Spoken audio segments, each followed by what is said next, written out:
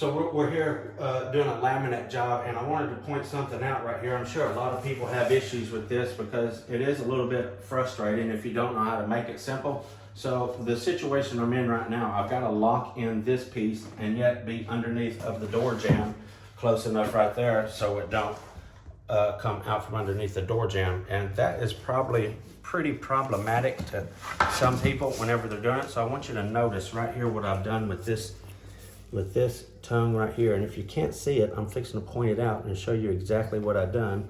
So this right here, I'm going to use as a little dummy. This is actually the piece that it locks into right there. See, it's got just a little bit of a lip. And the thing about that is you have to have it at an angle, obviously, to lock it in. So what I do, I take my knife, after this is already on the floor and I see the situation I'm in, I take my knife and I just take and shave that little bit. See that right there? You're gonna say, well, that's gonna, how's that gonna stay in place? I'm fixing to show you, okay? So I'll just take and shave that off. Right there, just that little bitty lip. Now that is all smooth. Just like I got this piece right here, okay? Now, in order to prevent this from ever coming out or anything like that, I always keep some of this Titebond 2 wood glue. This stuff works awesome. And I'll just take and put me just a little bit right there. Oops. And that's going to prevent that from working back apart. As soon as that sets up, that's going to be stronger than the actual tongue that would hold it there, I promise.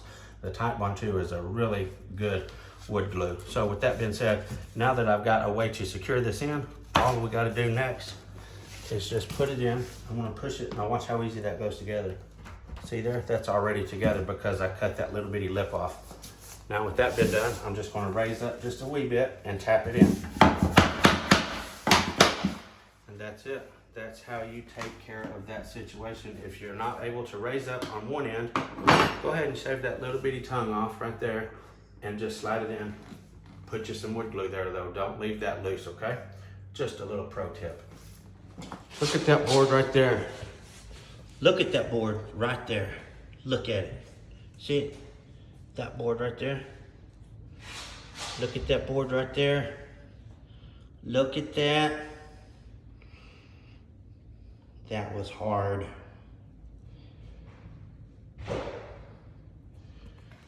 Okay, this is a little angled doorway. This angle is different than this angle. This is a lot sharper. This is more flat. However, this is an angled wall coming in off of a straight run of laminate. So I just want to show how to get this measurement to where everything is going to be covered by the door jambs. So first thing I want to do is slide it up underneath there far enough to where I know this is going to cover. And I got my line right here where it's not going to match up with anything over there. And I just want to get under there enough, like I said, to where it don't cover. And I want to make sure my board is straight. Got about 1.5 inches and right there. Okay, so now my board is straight this direction. I want to come right to this point right here. Put me a mark. Now that I know this is underneath there far enough, that measurement right there, 1.5 inches from here to there, it's actually about 1 5/8 inches. I'll come back 1 5/8 inches right here. Can't hardly get my finger now to mark that. I'll come back right there at 1 5/8 inches. And I'll make that meet. Now, I want to go as far as this will go flat, and it's going to be good right there. See, the flat edge of my tape measure is hitting right there. And also that corner is hid underneath the door jamb. So that's what I want to go by. So right there, I'm going to take and put me a little mark right to the edge of my door jamb. Laminate right there. And I'll do the same thing over here. I want to go under 1 5/8 inches right there. And that's okay. That's plenty hid enough because I'm going by that corner of the tape measure. So I'm going to mark right there, okay? Now that I got those 3 marks on there, I'll just take my speed square, connect the dots on those.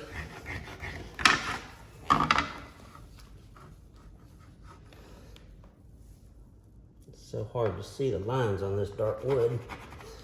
And right there, and that'll be my angle right there. Can you see that? Is that showing up? Trying to get the... Okay, right there, perfect, right there. Okay, so that'll be my angle. What I'll do is cut this V out right there, and that'll fit. We'll go cut it out and take a look at it.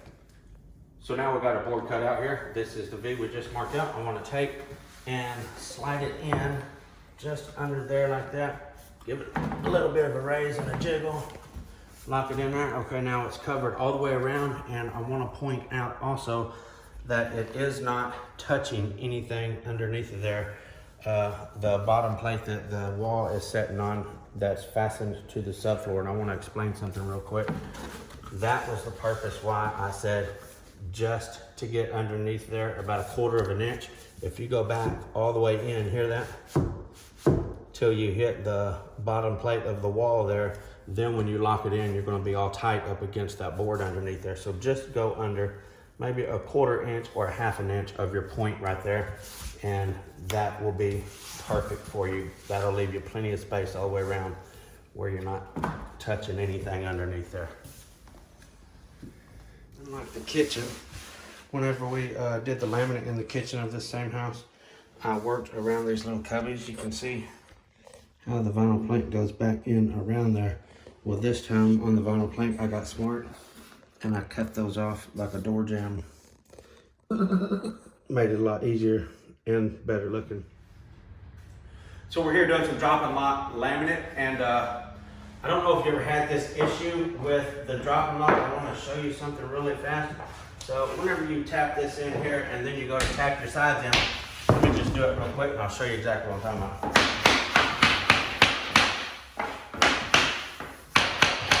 Okay, so then you get to this point where you need to tap your butt joint in, and sometimes you can tap it and tap it and tap it and tap it, and it just don't seem like it gets a hold on it, and you pull the board up to see what's going on, and this bottom tongue right here is broke off.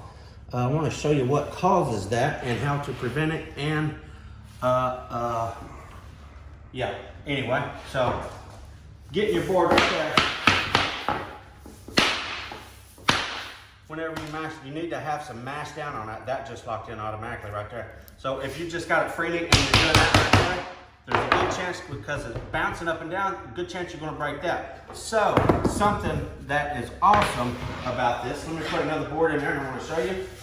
And I am giving props to the Striker on this one because it's super awesome. See how this is at an angle right here to lock it in? This thing is thick enough. See it work right down? Now, I don't want to use a hammer on that because it's going to bounce, or if I do, I need to hold it solid. Watch this.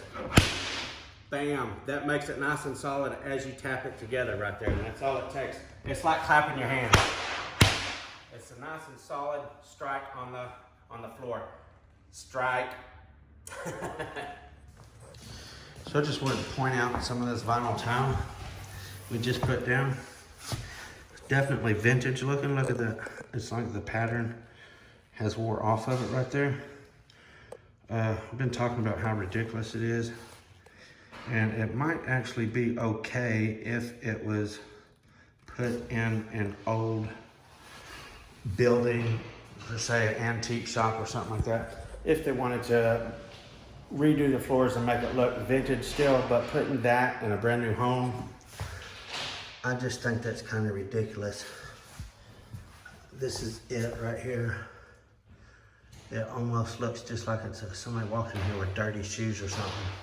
I mean, to have that in a brand new home, I think it's just a little bit much. Can't even hardly see it in some places. So we got another angled doorway right here where we're going to be cutting a V. And this time it's going to be in the end of a board instead of around the side like it was right here on this one. So I just wanted to show how we get that cut in the end of the board as well. So just like we did a while ago, I want to push this up under right there, just far enough to get underneath the point of that. And right off the bat, I want to go from this point here. This is where I'm going to stop my board, so when that other one comes in, it'll meet right there in that shortest, smallest little point. So I'm going to do about 3.5 inches right there. And then I also want my mark to be right off of that point. So let's see what it is to that point. 2 3/4. So we'll go 3.5 inches and 2 3/4, and that will be my reference point right there. Okay, so right there and right there, right on that cross is where I want to point to. So I also want enough to where whenever I push it in, it is plenty far underneath here. So I want to go, let's see, approximately 3/4 of an inch, and that will give me plenty underneath of the door jamb. So right here on this end, I will go 3/4 of an inch here, because that's how wide I want it to be right there. Now on this other side, just like we did last time, I want to see how far it goes in without touching the wood. And I feel like I'm touching it right there. So let's go, let's do about 1 1/4 inches. That'll give me just a little bit back. So I'll go about 1 1/4 inches right there. Okay, let me mark this out. So now, I just want to come from my 1 1/4 inch mark right there to my cross right here I got in the center of that. This is going to give me my line that direction, and from my 3/4 mark to my point right there.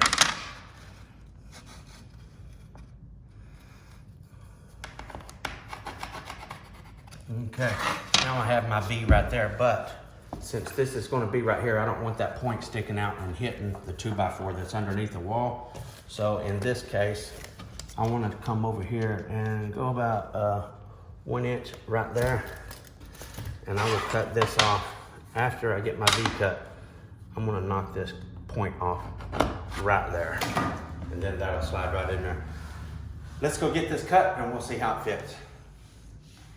Okay, so we got our board cut. This is my 3/4 inch place. Right here is my reference point, and then this point, and that's where I cut the little dog ear off right there to make it fit underneath there. Let's see if it fits underneath there. And cover everywhere is going to be the main thing. So if you'll notice right here, from my door jamb to that, and then door jamb to that, it's pretty straight. This is a little bit closer, but it's fairly the same angle as my door jamb right there. That's what we was wanting. Let me get it pushed under there. Okay. Now I could probably go under there further, but I got my V point right there to cover. Let me pull back out just a little bit. See that's where my notch is right there. I just want to get that under there to cover. There we go, that's good enough. And I don't want to push it all the way to where it goes. So I just want to cover up that. Now that's going to assure me that I'm not going to touch anywhere at all. And we've got plenty of coverage all the way around. I might be a little bit behind times, but this is the first time I've seen quarter round like that. Looks like plywood, and that white coating on it for the primer is, it feels like that you're trying to cut a piece of laminate. It's got that kind of a hard feel to it. I wonder if it was some kind of ceramic or something like that that they put over that, because it's definitely a thick wear layer, or whatever you'd want to call it there. Really thick layer of the white stuff. And look at the corners on it. They're not like squared. They're like rounded off a little bit. I don't like that either. It kind of looks like a dark line where it meets the floor. Uh-oh. Uh-oh. Looky here. Bam! Bam! Bam!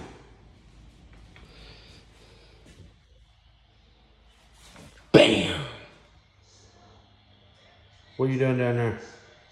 I'm watching football. Football? We're at work. Well, what are we waiting for? Let's do it.